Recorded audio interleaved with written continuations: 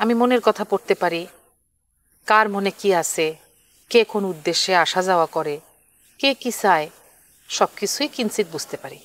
এই কথাটাই আমি বলতে চাচ্ছিলাম। মিলন হবে কতদিনে আমার মনের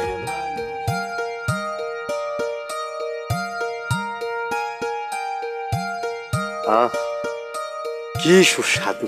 এই যে নেন। এতগুলা কিসের জন্য এনেছেন? এই বাড়িতে যতবার খাবেন এরপর থেকে আমারে যেন বিরক্ত না করেন। আর নেন। লাগবে না। লাগবে না মানে? আপনি তো চাইলেন। চেয়েছিলাম, মনে হয়েছিল যে লাগতে পারে, কিন্তু আপনার রান্না এত চমৎকার, মাংসটা এত চমৎকার ভাবে নরম হয়েছে, দাঁতে আটকায় নাই, এই জন্য আর লাগবে না। আর চাওয়ার অবশ্য আরো একটা কারণ ছিল। কি কারণ? না চাইলে তো আপনি এখানে আসতেন না।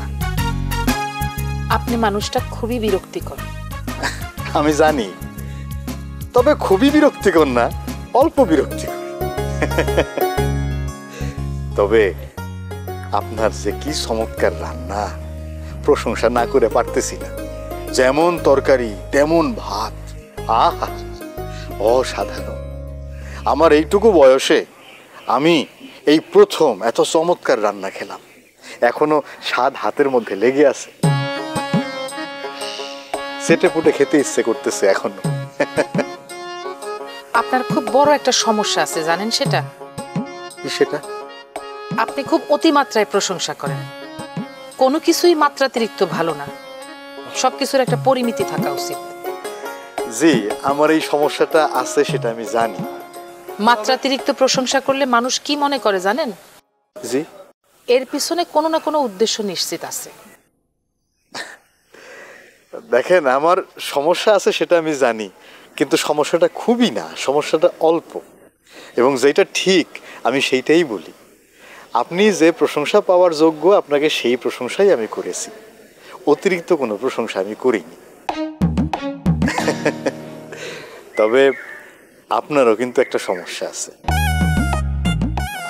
আপনি কাট কাট করে কথাবার্তা বলেন, কথাগুলো গিয়ে একদম মুখে লাগে।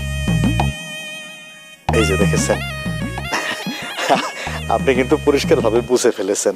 আমি শুধু বুঝি যে তাই না, আমি মনের কথা পড়তে পারি, কার মনে কি আছে, কে কোন উদ্দেশ্যে আসা যাওয়া করে, কে কি চায়, সবকিছুই কিঞ্চিত বুঝতে পারি।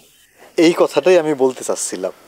তাহলে নিশ্চয়ই আপনি এটাও বুঝতে পেরেছেন যে আমি আমার কোন জিনিসটা হারিয়ে ফেলেছি এবং সেই জিনিসটা কোথায় আছে, কার কাছে আছে।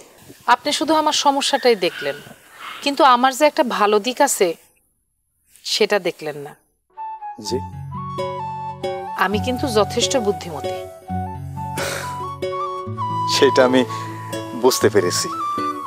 আপনি মুখে না বললেও কি উদ্দেশ্যে, কি জন্যে, মনে কি আশা নিয়ে আপনি এখানে আসছেন, আমি যদি খুব ভুল না করি তাইলে সেটা নিশ্চিত আমি বুঝতে পারছি। এইটাই তো সবচেয়ে বড় সমস্যা। আমি করি অভিনয়, থিয়েটার, কিন্তু আপনার কাছে গিয়ে আর অভিনয়টা ধরে রাখতে পারি না। সেখানে গিয়ে সবকিছু কেমন যেন পরিষ্কার হয়ে যায়। আর বুঝতে যেহেতু পেরেছেনই, তাহলে তো সমাধান হয়েই গেল। অভিনেতারা নিজের জীবনে ভালো অভিনয় করতে পারে না।